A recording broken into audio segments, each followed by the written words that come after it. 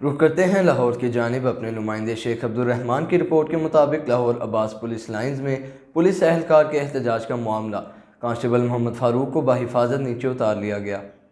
अहले खाना से मुलाकात भी करवाई गई। कांस्टेबल मोहम्मद फारूक गुज़िश्ता कुछ अरसे से जहनी तनाव का शिकार है, अद्वियात ले रहा है। अहले खाना कांस्टेबल मोहम्मद फारूक गुज़िश्ता माह 30 रोज की छुट्टी मुकम्मल करके घर से वापस आया था। तर्जमान पंजाब पुलिस, कांस्टेबल मोहम्मद फारूक को मेडिकल टेस्ट के लिए अस्पताल भिजवाया जा रहा है। मेडिकल रिपोर्ट आने तक फारूक को किसी हिसास सिक्योरिटी ड्यूटी पर तैनात नहीं किया जाएगा। पुलिस एहलकारों की बेहतरीन वेलफेयर IG पंजाब राव सरदार अली खान की अव्वली तरजीह है। तर्जमान पंजाब पुलिस IG पंजाब की सीनियर अफसरान को बराह रास्त एहलकारों से राब्ते में रहने की हिदायत। एहलकारों के मसाइल तरजीही बुनियादों पर हल किए जाएँ।